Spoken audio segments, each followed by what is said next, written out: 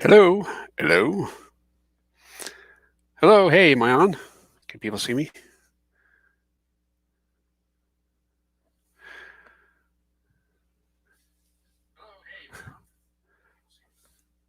Wow, talk about a delay. Just trying to see what's going on here between me and the live feed.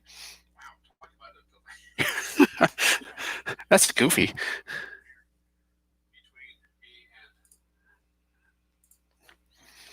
Wow, that was insane. Okay, hey everybody, how y'all doing there? How many people do we have in here? Holy cow. I don't know how to run this here, so this is all going to be a learning experience for me here. Maybe I should count how many people were alive there on the when I was looking. I don't know. Just a sec. Professional operation here. No, wait, there's four. Yay, four people are here. Awesome. Okay. Yay, so I'm live. Hello, everybody. It's me, Rich Komikino from Geocaching with Komikino and the kid. Kid's not here. She's in her room playing Splatoon and chatting with her friends. So I'm here with y'all. I'm going to have a beer. And I guess it's the getting to know me challenge here. So let's see. Cash the line picked himself up off the floor. Oh wow. Did he knock himself out? Anyway, as you know, it's a challenge here. I can answer some questions, like personal questions, hopefully not too personal, and some geocaching questions here, and just to kind of chat with y'all and see how this is going. Y'all can hear me, right? Is everything going okay here? See, four people in. There was five. Scared somebody off. Broke his desk chair. Oh. Oh, just a second. Good night, honey. That was my wife. Cash the line is unhurt. Glad to hear it, Bruce. Glad to hear you're doing okay. And Sir Drumalot says, loud and clear. Alrighty, so I'm going to go ahead and, oh, just a second. I like this. I should get a screenshot of that one right there. Komikino sounds wonderfully clear. Yay! So, as you all know, just a second. As you all know, I don't know how to run this thing properly. There we go. Click, click, click. Okay, so it's the personal questions and geocaching questions here. So, let's see. Personal question time. Wow, look, it looks so professional. Yay! So, got some comments coming in here, and let's see here. Can you hear me now? Yes, I can hear you. I can hear me. All right, so I'm going to go ahead and jump into the personal questions here, and then hide that. There we go. And then get into the geocaching related questions here. So, first question, as you know, from this Getting to Me challenge is, where did you grow up and where do I live now? Excuse me. Beer. Grew up in small, wonderful town of Lewiston, Idaho, kind of in the middle section of Idaho. You got the Panhandle, you got the bigger portion at the bottom, kind of right in the middle of those areas, right across the river from Washington, where Clarkston, Washington is. So right across from there. So it's a nice little place. I like it. It's, go there like once a year or so to visit my mom and family and friends. And then I get incredibly bored and I want to come back here. I mean, if I was to move back there, I would be bored within a week. But it's a great place. I love it there. Nice mountainous areas. You can go fishing along the Snake and Clearwater River. Geocaching there is kind of, yes, there's caches there, and if I was to, let's say, stay there for any length of time, like a long length of time, I would probably get every single geocache there in Lewiston. There's a bunch, but it's one of those things where you can clear the place out in a couple of days if you were bored enough. And where do I live now? Live up here in the Puget Sound area, in where Seattle, Washington is, and really like the area here because tons of geocaches, of course, but there's mountainous areas. You got the city you can go run around in. The place I'm in right now is pretty cool. It's pretty low key.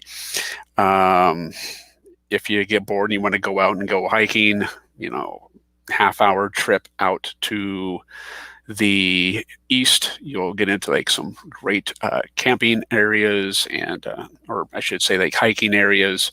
And if you keep heading east to get out to the mountainous areas there, a lot of great hiking, a lot of great views. It's great. I love the area out here because it's just so diverse with everything. Let me see here. There's people are talking here. Let's see what they're saying here. Yeah. People, let's see, yada, let's see. And we are.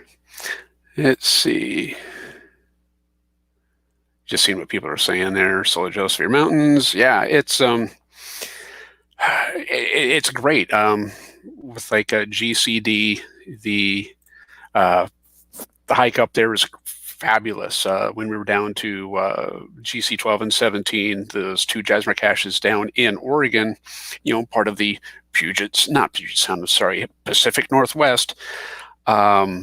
I think I'm just blessed with this area here just because of all the cool mountainous areas and all of that stuff. Just beautiful views all over the place. And Sir Drumlot says, I hear tale of mountains. Yes, lots of mountains out here. And especially like the hike that we had out to Monte Cristo. I know I keep bringing that place up, but if you all get the chance to come out here next year, I think it'd be great if we could all go out to, Monte Cristo, the ghost town up north, Jasmer qualifying cache out there. But it's just it's a beautiful, easy hike, and the views are fantabulous. Yay! All right, let's jump on to question number 2. Do you have any pets? Yes, I've got a cat. Her name is Dexter. She's a tortoise shell cat, multicolored, and I think she's like one of the prettiest cats I've ever owned. But the thing is we didn't really own her. She owns us because she used to live across the street at the neighbor's house when they lived there, and they abandoned her and just kind of gave up on her, didn't really care, and just kind of like left her outside because they would get new cats. They would, when they would get a kitten, they would keep it until it got too old and just not cute. Then they would have it become their outdoor cat. And then they would get a new kitten to take that cat's place, while that one then became outdoor cat that they would forget about. Really unfortunate. So when we moved in here, she was in the process of being phased out. And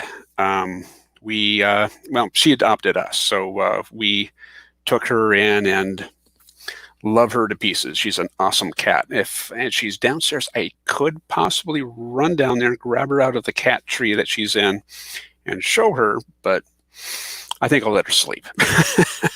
Let's see. Third question. Actually, people are talking here. What are they saying? Star of the toilet paper toss. Did I miss this whole thing here? What's going on here? Our city has, Cache Canada saying, our city has a mountain, Boulder Mountain, for skiing. You could call it a bump, a blip.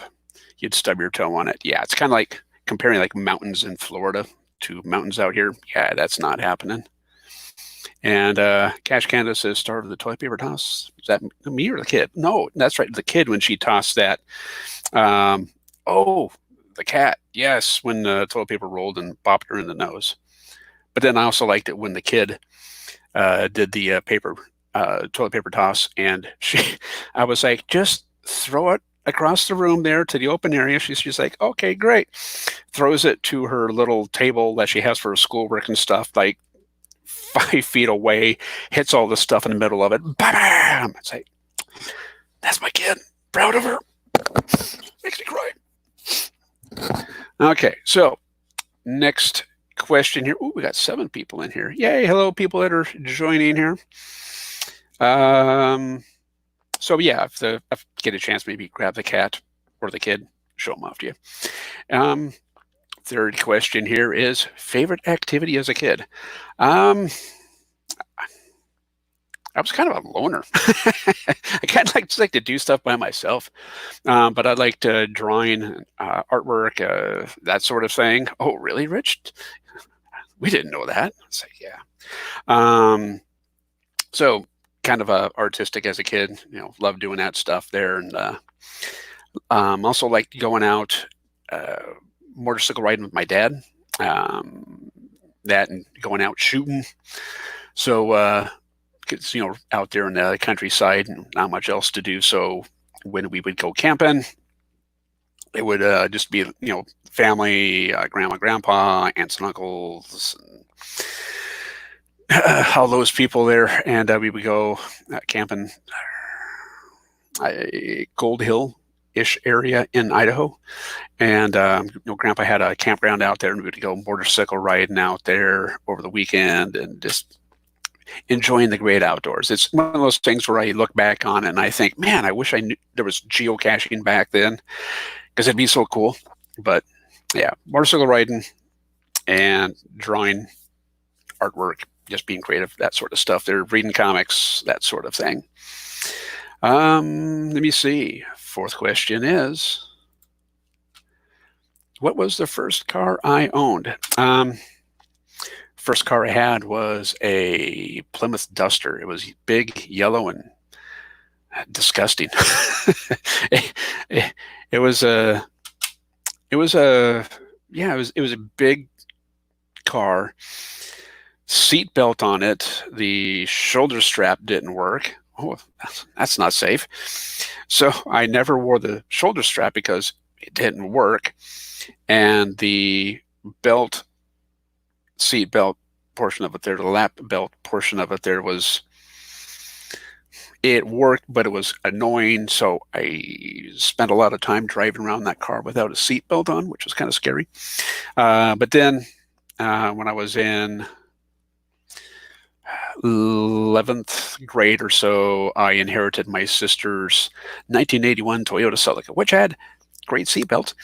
So had that, and it was a great car. I had that one there from when I graduated high school up until when I moved out here to the Seattle area for school.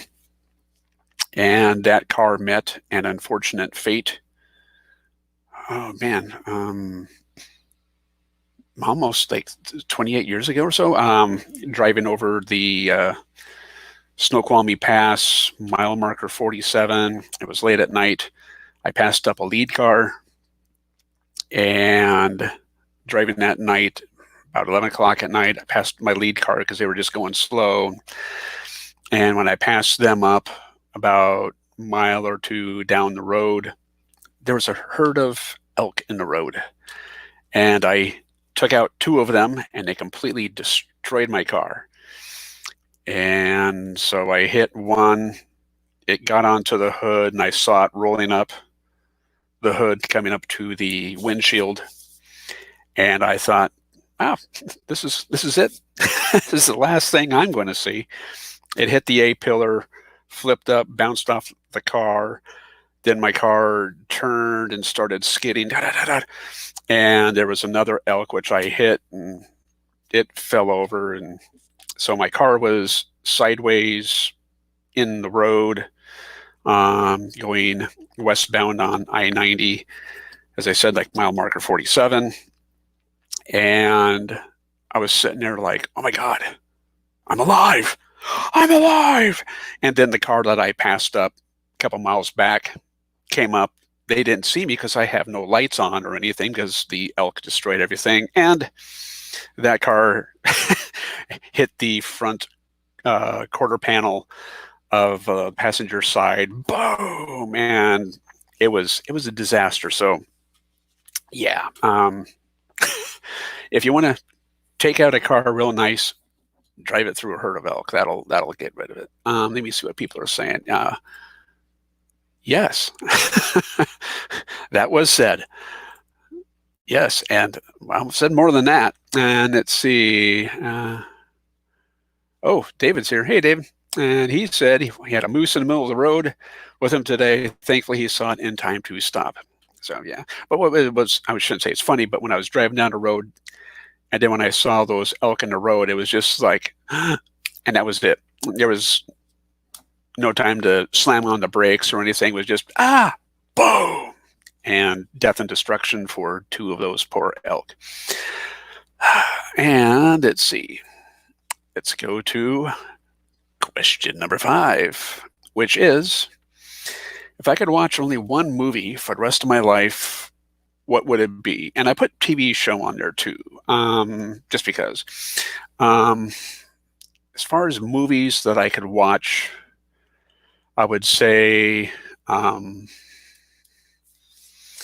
Lego movie. The first Lego movie, even though the Lego movie Ninjago one was friggin' hilarious, but the Lego movie, the first one, it was just like the surprise of everything to it, the way that it was told as imagination of a child playing with toys. And it's like the way he's visualizing things and the way real life things are taking shape in the Lego world, like the glue and the golf ball and the Band-Aid and things like that. I just love the creativity to it. The voices are great. The jokes are great. The music was awesome because everything is awesome. That would be a movie I could still watch that movie and laugh at every single joke in it. You know, sometimes you watch a movie and you laugh at the jokes, and then you watch it again and it's like, then you watch it the third time, fourth time, and it's like, you don't care. Lego movie, I'll still watch it and laugh my ass off all the way through it. It's a great movie. Another movie I like, James Cameron's Titanic. Like that movie. There's also, I don't know if you've seen this movie or not, but called Children of Men. Came out 2008 or something like that. If you haven't had a chance to see the movie Children of Men, watch it. It's phenomenal. Great storytelling, great camera work. The way that they film shots, and there's a scene where they're in a car and the camera's going around the car as the people are in it talking, and the way it just pans around from person to person. Unbelievable stuff. And there's a part at the end, this big action sequence, where the way it's filmed, there's not a cut. Like the whole thing lasts like 10 plus minutes of all this action going on, and this guy's chasing after the main character. I forget the guy's name, but the way it's filmed and just put together, beautiful story. It's depressing as hell, but it's fantastic. I want to watch it again here now, even though I'll get sad and depressed, but it's a great movie.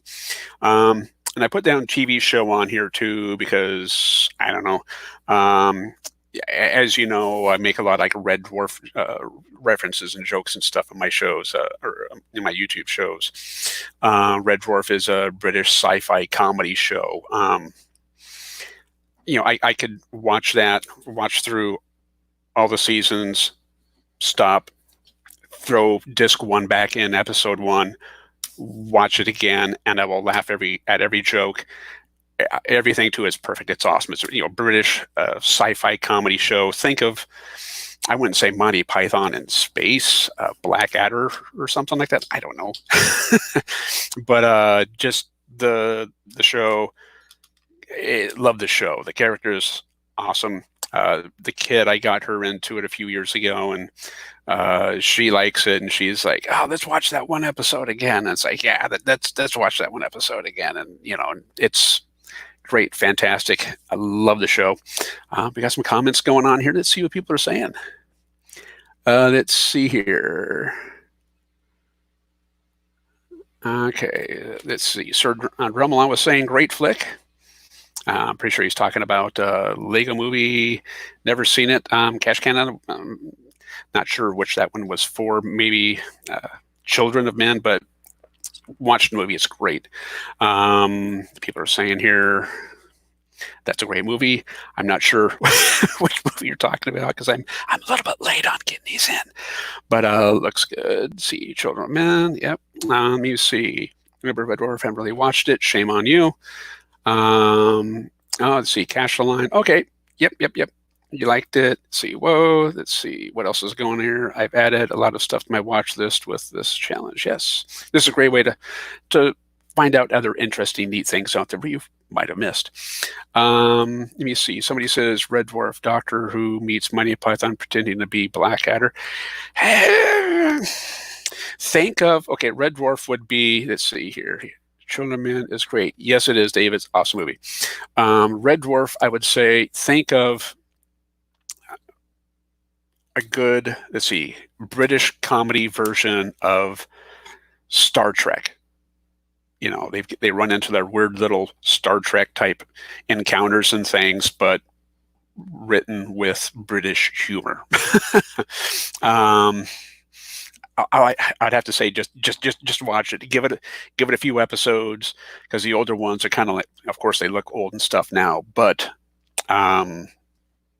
watch it and enjoy it. It's great stuff. Let me see here. What else we got going on here? Question number 6. Let's jump up to that one. If I could meet historical, wow, I mistyped that one. If I could meet a historical or famous person in history, who would it be? I don't know. I'm not really a history fanatic. I know that there's things in history that I think would be cool to see if I could go back in time to see it. But as far as like a historical figure, gosh, I don't know.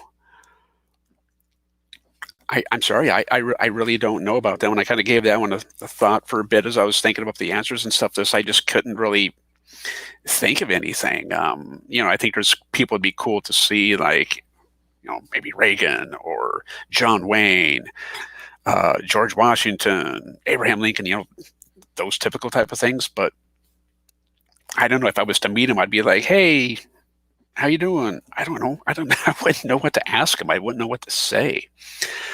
So that was kind of a lame answer for me or from me here. So sorry about that if you're expecting anything more. Wow, 8 people in here. Hello. Let's see. People are saying stuff. Let's see what they're saying. Is Red Dwarf available to stream on any services? Netflix. I think it's on there. I've heard people say that they've seen it on there. BritBox. There's an app. BritBox. Red Dwarf was a BBC production. Then they stopped. And then it became a separate channel in the UK called Dave TV, which is interesting because Dave is a character from the show, Red Dwarf, David Lister. So this channel kind of came up and was like, hey, we'll go ahead and buy the show so we can put it on our channel. And Grant Naylor, the producers of the show, were like, sure. So they, I guess, bought the rights to it. Probably stuff I'm missing on out there. Then they made a season of it for that channel to see how it would do. People watched it, loved it, and then it continued on from there, from seasons 10 and on, I believe. I probably got my episode number or seasons wrong on it, but it went from BBC to where it is now on Dave TV. So look up Dave TV or BritBox. And again, I think Netflix has it there too. And question number 7 says, during these times, what's one hobby you would like to pick up?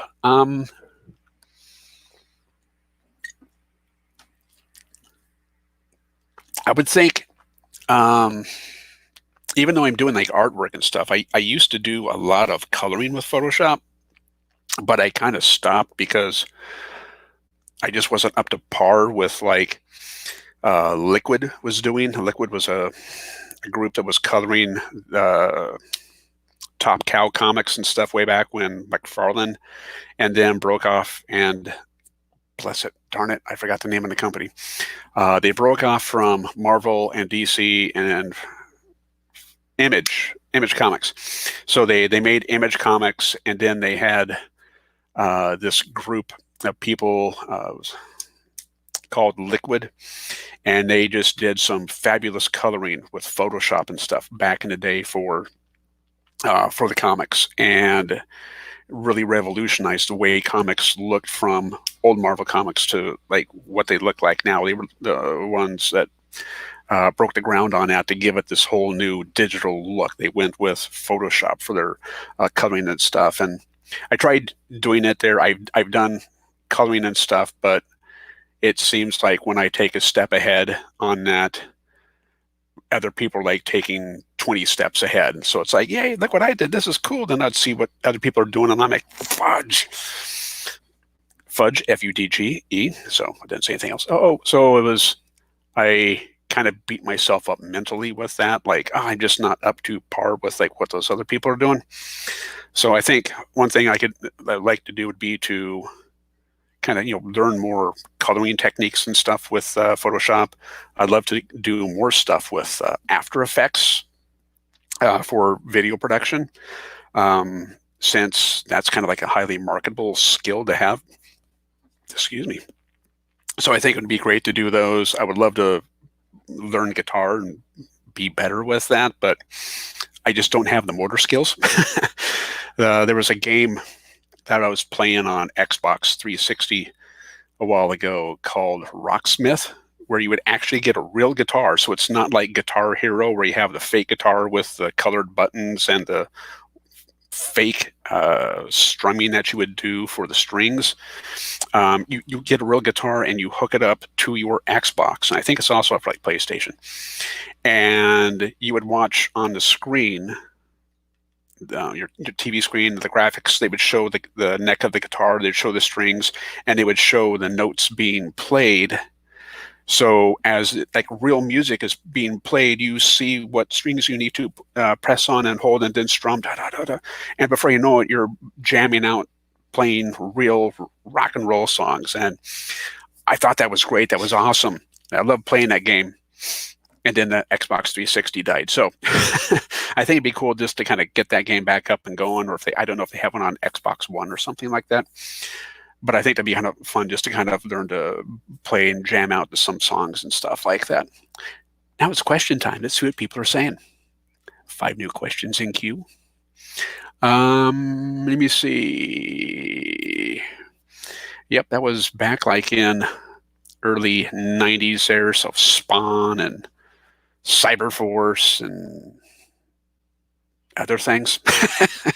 McFarlane had, did awesome stuff with Spawn way back when on that. And let's see, Sir Drumlaw says, I got to go, guys. Y'all have a great weekend. So you already took off there. Sorry to see you go. Bye. If you're rewatching this here, people are saying bye to them and yada, yada. And everybody said goodbye. So thanks for stopping by there, Sir Drumlaw there. And you still have a few early Image comics. Yeah, I've got like boxes in the garage and also like in the storage room there of like old Image comics and other stuff I used to read, monthly comics. So got a collection of those there too. Now, let's see. Ooh, just a second. I gotta. No, I don't know what I'm pushing. Stop it. Hide. Yay. Okay. As you can see from the banner below that I finally got to work, geocaching questions time. Wow. Dyslexia is kicking in hardcore here. So you got to check those values. I don't know if monthly comics are really worth anything unless they're like a first edition run and stuff like that. So maybe I might have a few comics in there that might be worth a bunch. Who knows? So let's go ahead and jump onto the geocaching questions here. We see, how did I get into geocaching and when did I start? when I was working at Verizon Wireless way back when, it was 2010, and they were, kind of around that time when cell phones and, these things here were starting to come out big, and you can do GPS on them. You could use them for things like geocaching at that time, as opposed to just having the GPS standalone unit, the GPSR. There was an article I read when I was at work one day back in 2010. It was on CNN, and it was talking about geocaching and using GPS to go out and find things. So I was reading it, and it was like, oh, this sounds pretty cool. This sounds interesting.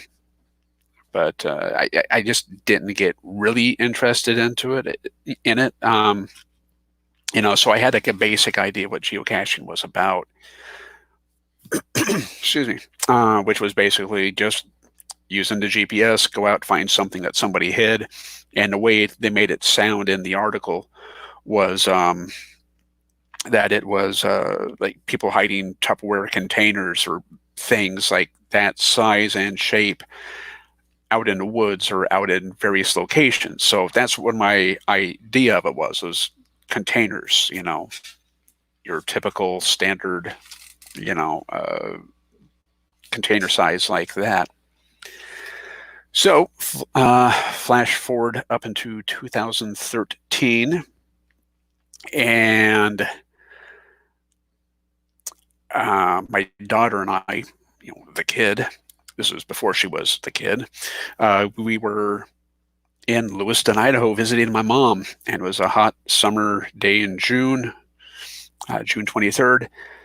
We were sitting around my mom's house. It was hot and miserable, and the kid wanted to go out and do something, but I was like, it's too hot.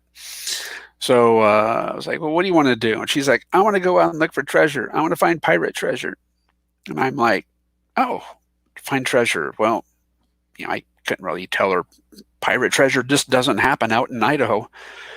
But then I remembered geocaching, and I kind of looked up some stuff online. I started asking some friends on Facebook about it at the time. Like, hey, what's this geocaching? Does anybody here geocache? What do you guys use? What app? Because I started looking up different apps and stuff that I could download onto my cell phone. And some people told me, like, hey, use a geocaching app. Hey, use a CGeo thing. So I had no idea. I downloaded the apps. I didn't know you're supposed to have an account. I didn't know there were more types of geocache containers out there other than regular size containers. I didn't know there were virtual caches. I didn't know there were earth caches. I just knew from that article that I read that there was containers hidden out there. So with my limited knowledge on it, and just because we had to, wanted to get out of the house and go do something, I downloaded CGeo onto my phone, looked at it, and brought up the map of Lewiston, and hey, there's a bunch of caches along the Snake and Clearwater River. Let's go out there and find them. We went out there. I kind of told her about it, like, hey, it's like treasure hunting. Let's see if we can find this thing. And we looked for like a half hour plus at a location for one of these caches. Couldn't find it. And it was kind of a letdown because it's like, where's this thing? We're like looking around this statue. We're looking around the trees. Where's this thing hidden? I didn't know on CGO you could scroll to the side. I didn't know that you could push on a thing to translate the hidden clue item. I didn't, you have the map, you have the circles. I clicked on the circle. It brought up a little description box. I hit the next thing, which kind of brought up some stars and some things on it. I didn't know.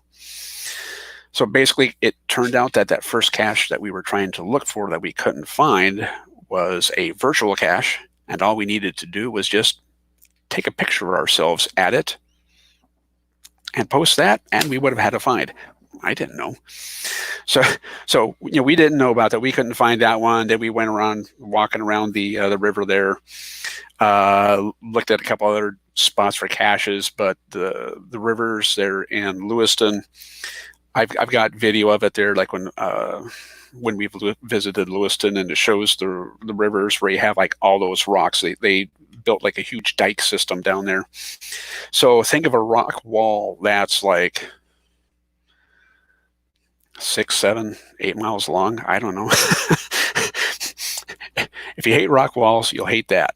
So there was some pill bottles hidden in there. So, and I didn't know, again, I'm looking for big containers. I didn't know that they could be small pill containers and things. So we tried like looking for a couple of those, and it's just like, this is silly.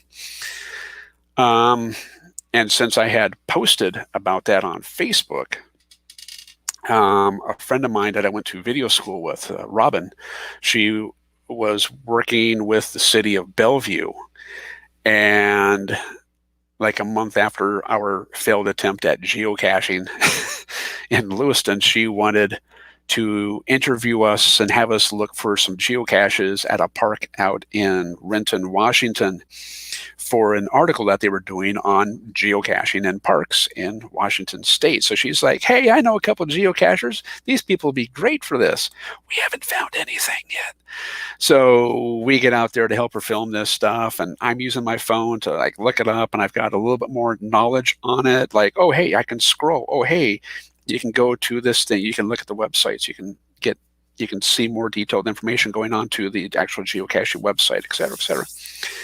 But I didn't know, again, that you could touch on the Rot 13 hint, and it would automatically translate. So it came up with all that goofy text. So when I'm sitting there talking to Robin and she's filming, I'm like, here's how you translate this. You write down your alphabet, A, B, C, D, F, G, H, I, J, K, L, M, and then you match up the letters here and you write down the code. And I sat there and wrote out the whole bloody code, the hint for that cache that we were going to look for there at the park. And okay, great, let's continue filming. And so you film us walking around the park there, and we get to the spot where the cache is hidden, and I'm like, hey, I've got the hint written down. Hey, look at the nursing log. It's at the nursing log. And we get to the nursing log, and I'm looking for the cache, and no idea. I'm like, what? And when we were filming there with Robin and the people with the city of Bellevue there, they had a park ranger come out with us because they wanted to film the park ranger talking about caching too.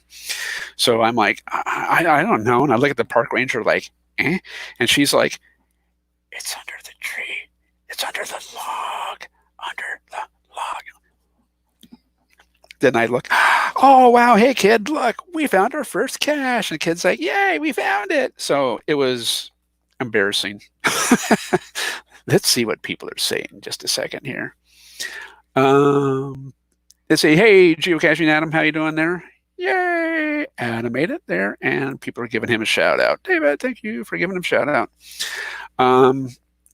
So then after we found that cache, I still didn't know about logging it. So it's like, yeah, I found it, signed a logbook, and joy, done. And then we didn't go caching again for like, that was in July for that. So we really didn't go out caching again until November. The following November, we went out, and that was when we officially found our first cache by ourselves. So that was great. So, and then from that point on, then it's like, oh, I had more idea about the app and how to use it. And once you find your first batch of caches, then you start getting those geosenses and things, and it kind of went from there, where we kind of find more here and more there. Then we got into some like the local meetups and things like that, where we started talking to people and finding out more about how to actually properly use CGeo. So that's that. Wow, that was probably about 20 minutes just to explain all of that. Okay, let's get off to question number 2. What do I enjoy most about caching in my area? Well, as I've said before on other things, things I've filmed for people, and I mentioned it earlier here, is just like this area here. It's the wide variety of caches and things that you can go out and find. Urban caches, there's caches in local parks, there's bigger state parks, national parks and stuff out here. You head east, and you're out in the woods and the forested areas, again, like the mountains and things like that. And also the caching community out here is huge. It's fantastic. So lots of caches to go out and find great, magnificent, beautiful areas to find them, in these parks and things. And question 3, would I rather find an amazing cache in an average location or an average cache in an amazing location? I would say, like with the hike that we did out to Monte Cristo, the Jasmer cache that we found out there, it's an ammo can and a tree stump, basically. It's nothing exciting about it, but I will always remember the hike out there and the views and the people I was with that day when we did that hike. So I would say something like that. If it's just like an average cache in an amazing place where you have a great time going out to it, that is more of a reward, I think, than finding that awesome, amazing cache in an average area. As much as I love bounce caches, give me another hike like like a Monte Cristo, and I'm all over that.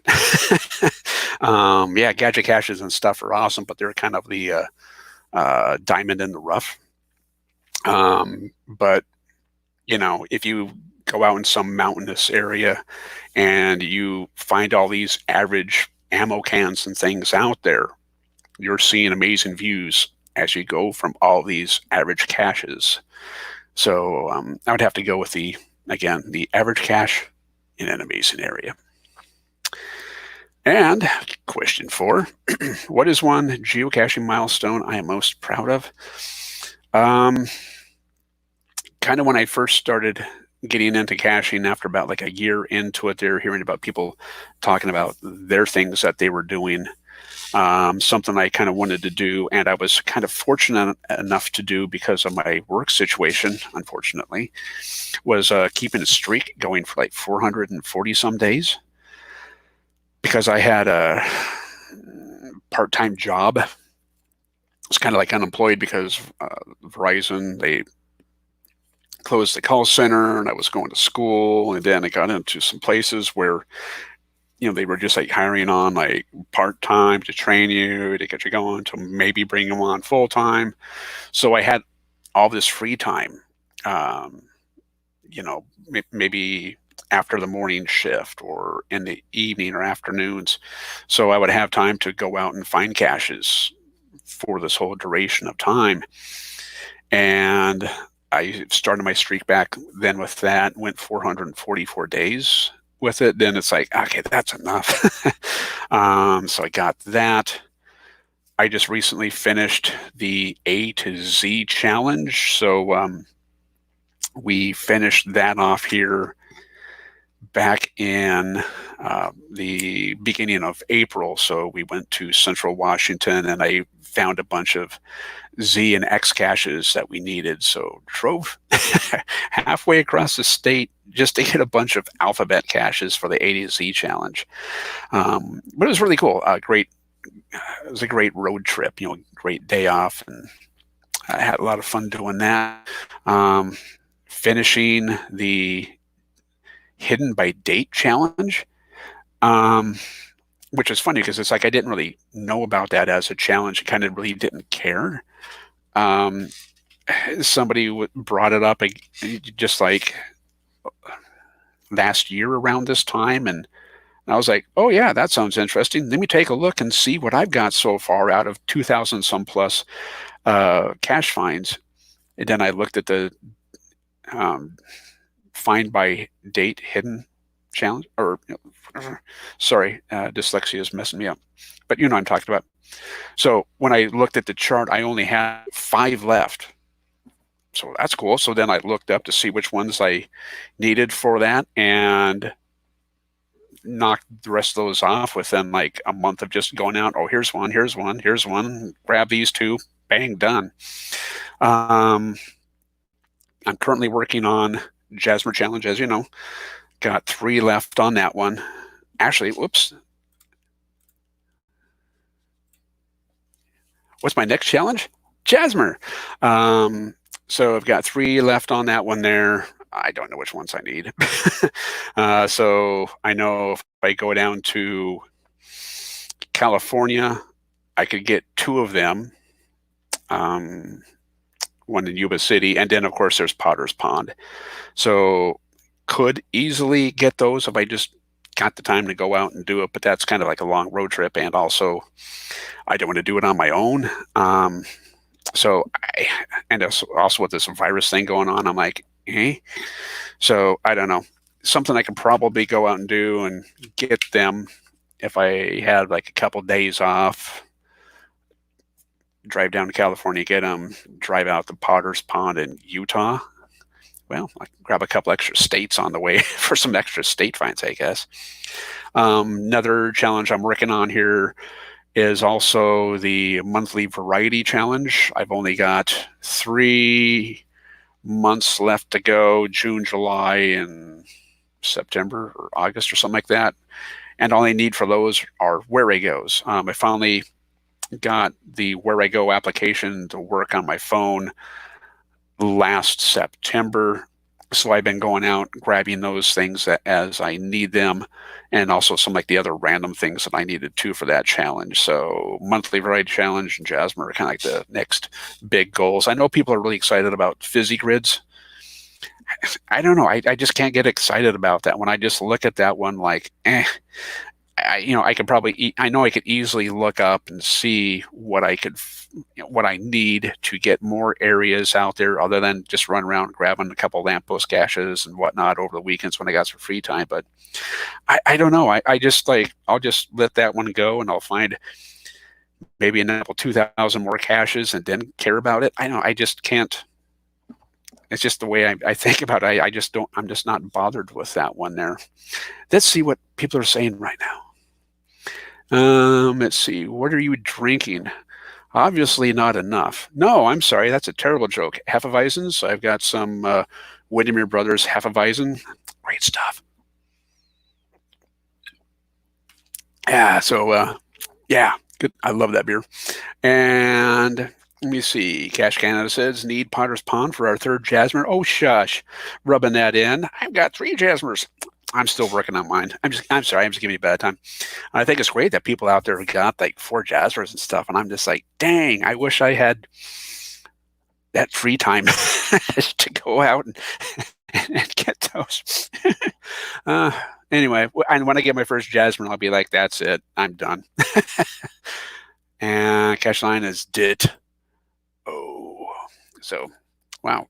So you've got 2 Jasmers there going on 3. Dang, that's cool. It's great. People have that. I talked to some people here that just completed their 4th Jasmer a while ago, and it's just like, dang, traveling the world like that. I wish I could do that. Alrighty, and off to question number 6, which is, what is one place I have not gone caching but would like to someday? I want to go caching in Japan so bad. It's been like forever since I've been to Japan. I was married in Japan back in '99, and I haven't been back there since. And I keep saying, next year I'm going to go to Japan, and then crap will hit the fan, and it's like, next year I'll go to Japan, and no. So my wife and kid go to Japan. I just can't afford it. A lot of things have happened, and I'm just like, one of these days I know I'm going to go to Japan, and then I'm going to annoy my wife by saying, I want to go caching.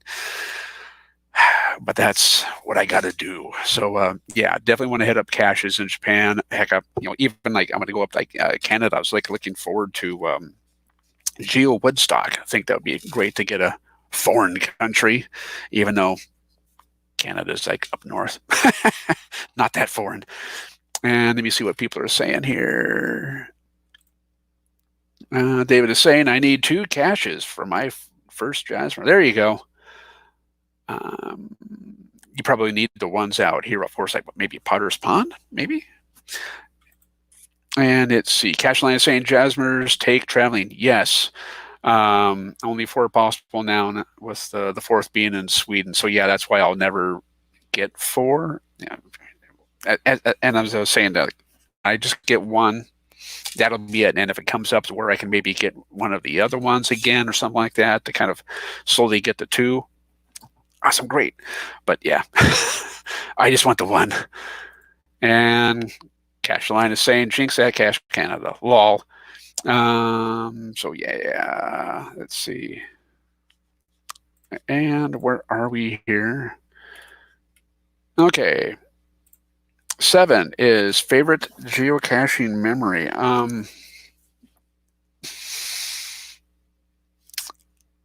The hike to GC12 and 17 was painfully fun.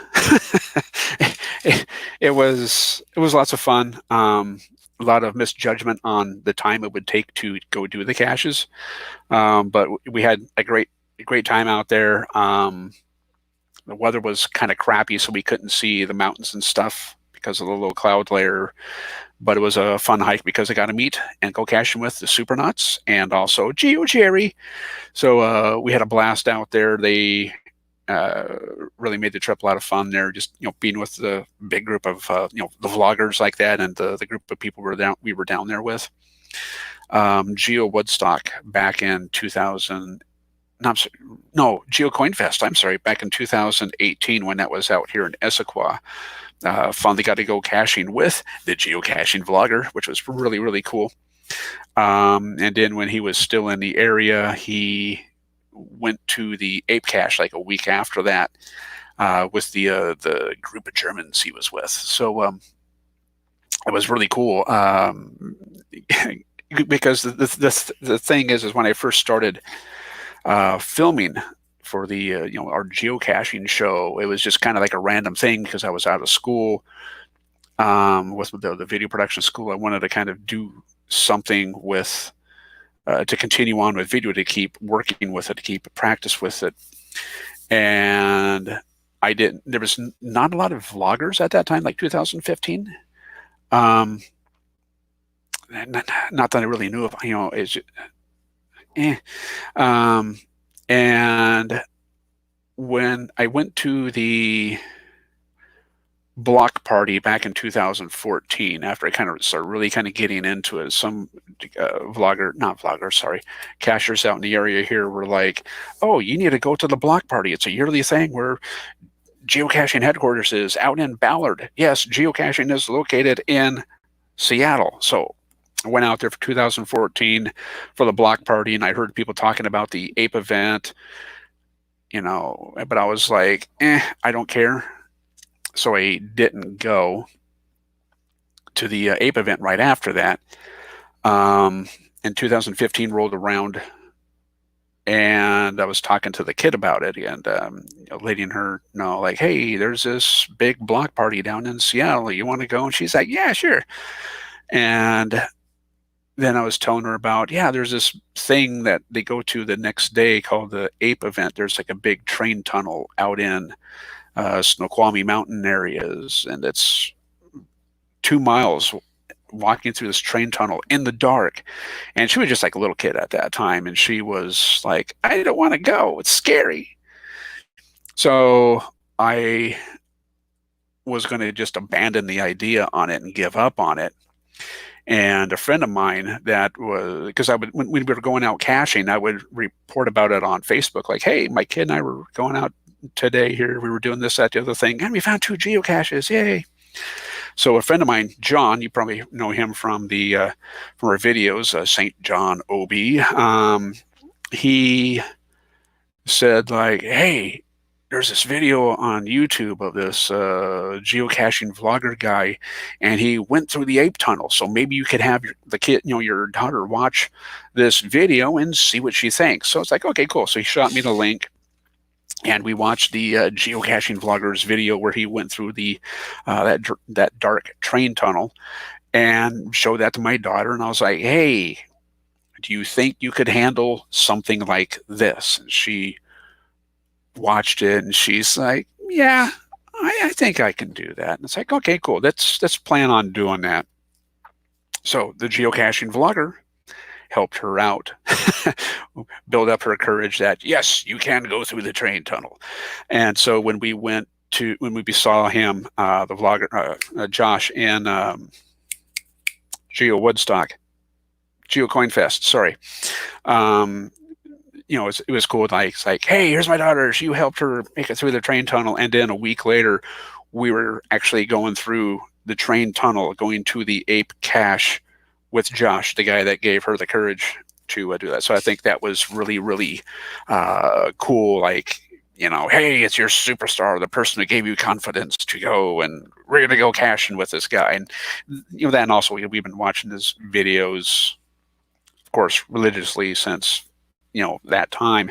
So it's pretty cool just getting a chance to go caching with that guy.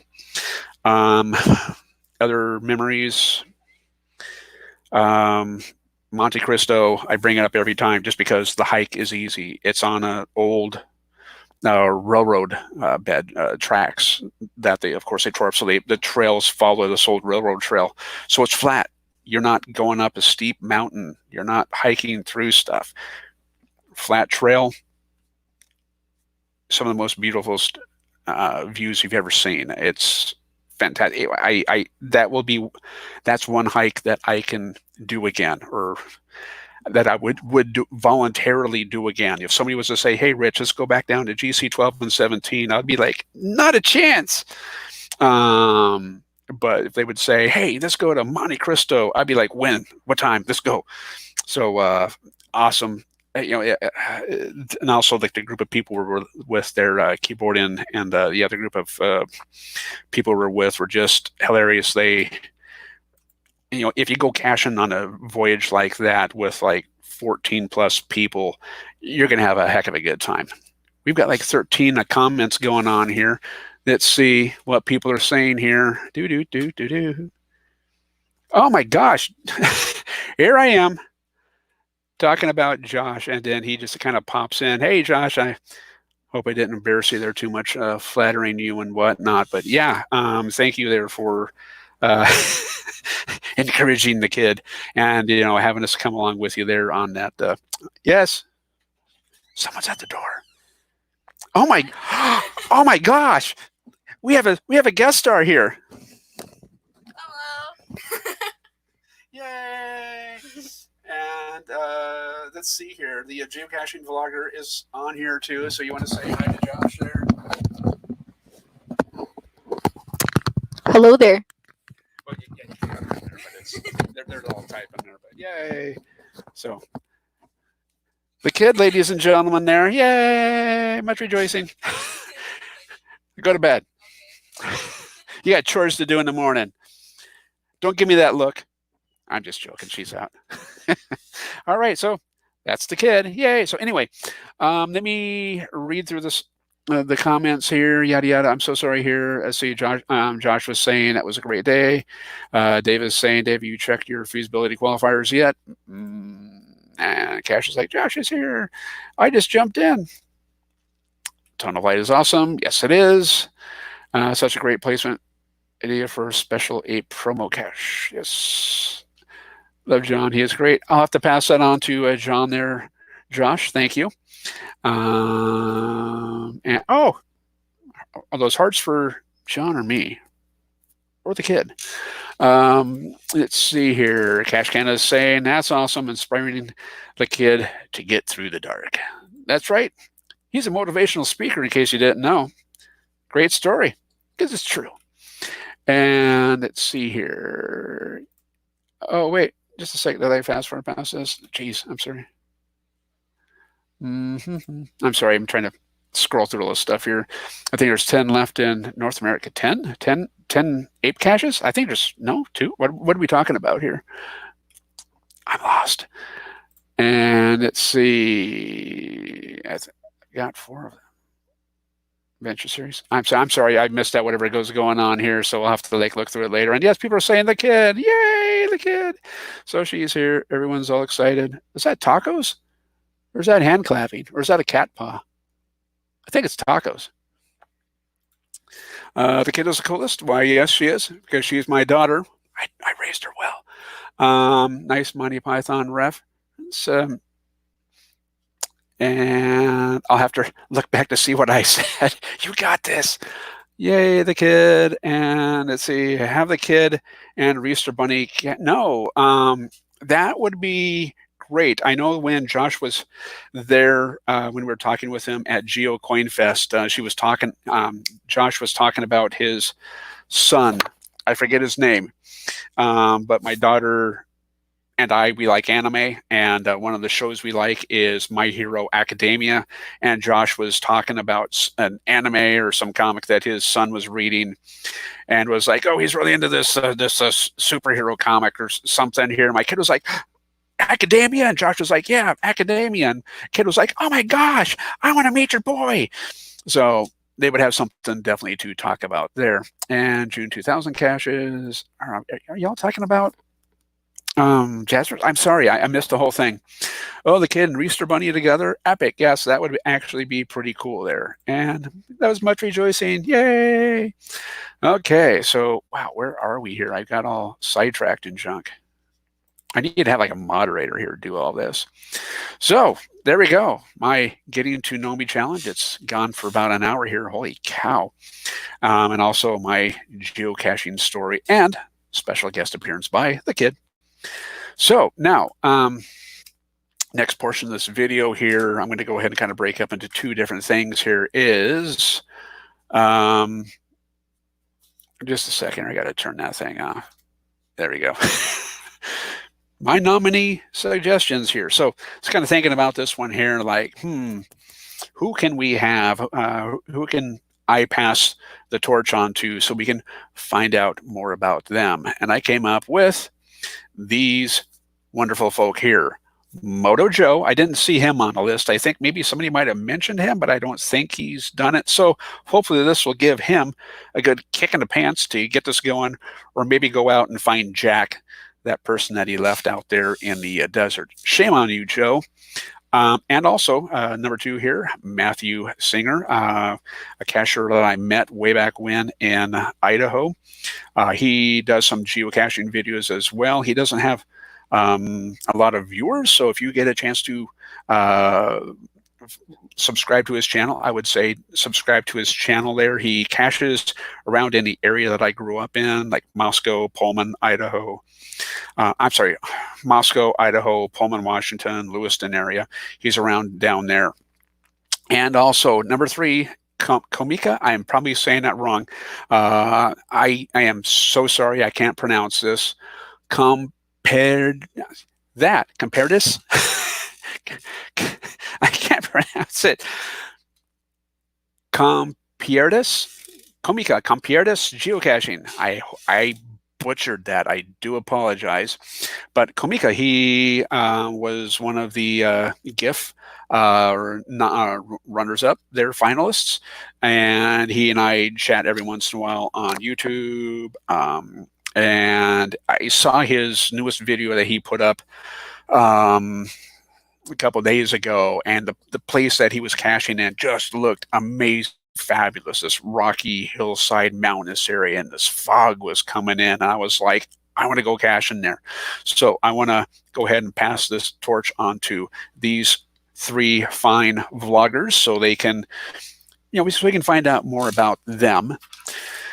And also, I had a contest thing kind of going on with the GCNW Facebook page. Just a second, I need liquid courage.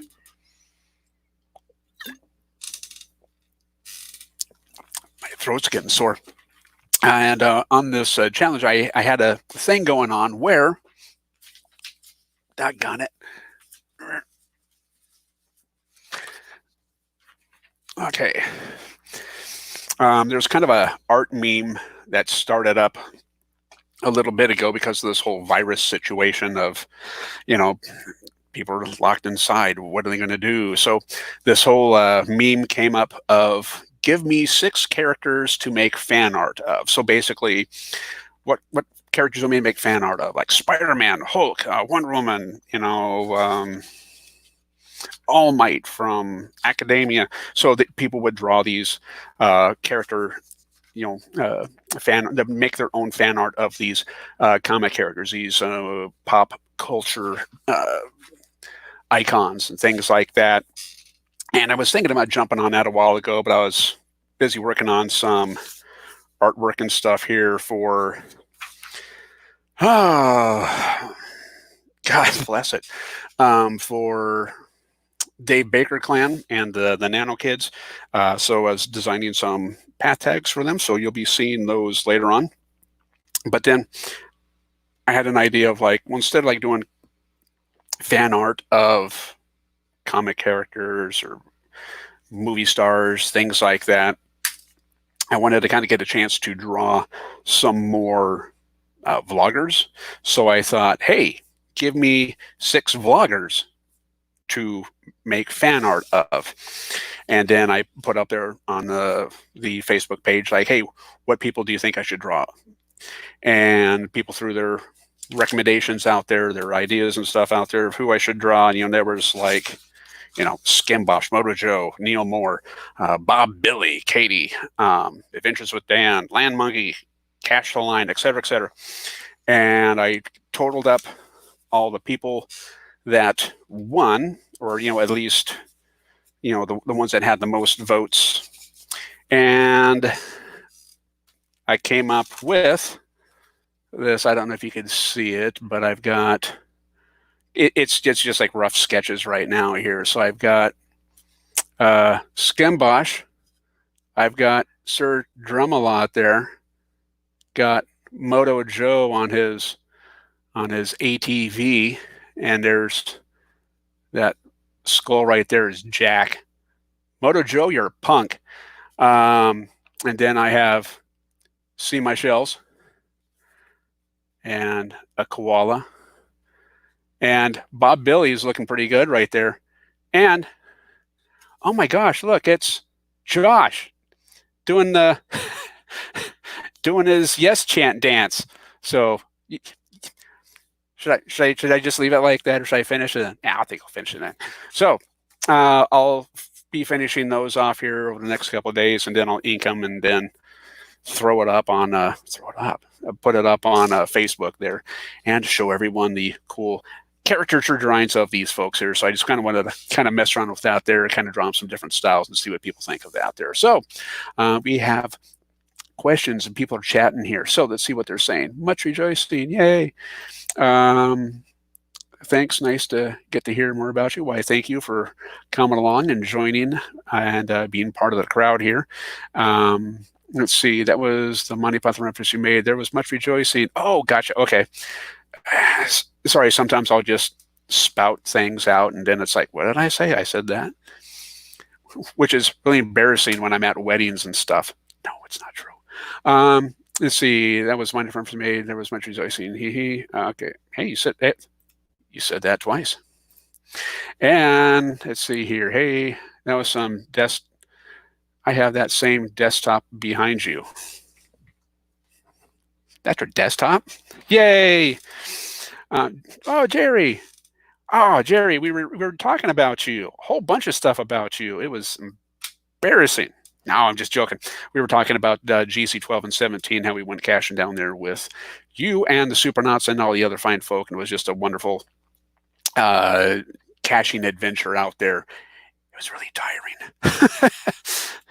Jerry. And hi, Geoff. And oh, Jeff. And sorry, kind of a joke that Jeff and I have there. Great work. Thanks, Dave.